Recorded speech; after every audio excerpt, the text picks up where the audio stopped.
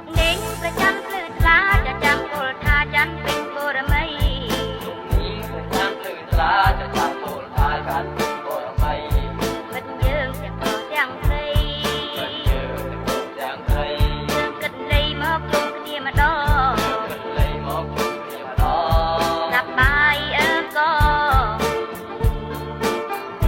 រំលែងម្ដងឲ្យបានរីករាយ